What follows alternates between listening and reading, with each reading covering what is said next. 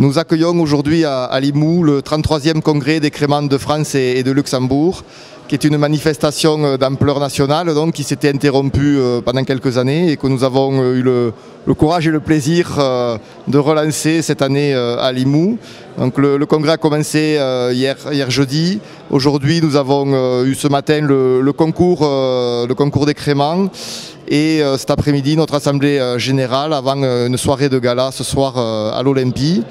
Demain, nous amènerons les congressistes visiter nos terroirs en minibus à travers les chemins, les petits chemins communaux pour terminer au domaine de Cap-de-Pont à Villelongue pour un déjeuner vigneron. Voilà, donc c'est vraiment un réel plaisir d'accueillir tous ces participants.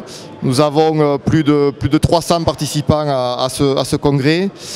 Et comme l'a dit Thomas, on est très heureux, je dirais, de retrouver ce concours en région, voilà, qui a subi une parenthèse, je dirais, pendant ces années Covid et qui nous ont empêchés de regrouper donc nos 8 régions françaises productrices de créments, que sont donc l'Alsace, la Bourgogne, la Loire, Bordeaux, le Jura, la Savoie et Limoux et Die.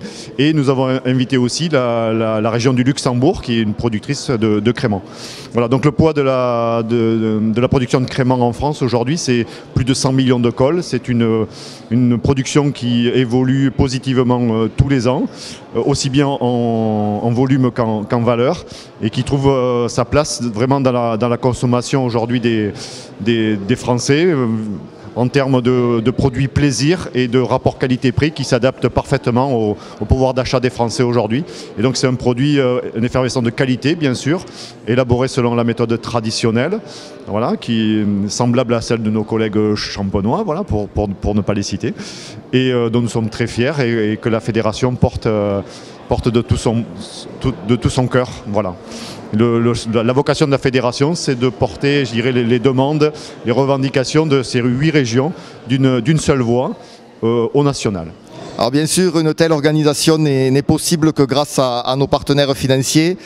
Tout d'abord les collectivités, que ce soit la mairie de Limoux, la communauté de communes, le conseil départemental, le conseil régional, et ensuite des entreprises, des sociétés, partenaires du monde du vin, des fournisseurs qui sont sponsors de cet événement, notamment nos 2 partenaires majeurs, la société Saveur Glace et la coopérative Caval, mais aussi 25 autres sociétés, dont certaines ont un stand aujourd'hui pour présenter leurs produits, et vraiment un grand merci à eux tous parce que sans eux cet événement ne pourrait pas avoir lieu.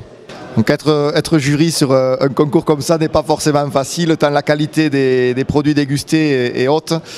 J'ai fait le tour des tables et certains avaient du mal à se limiter en nombre de médailles, puisqu'on a une règle d'un tiers. La qualité vraiment a progressé dans toutes les régions. Je ne sais pas s'il y en a une qui va se distinguer plus que l'autre, mais il y a vraiment un vrai travail de qualité, de recherche d'excellence, de finesse.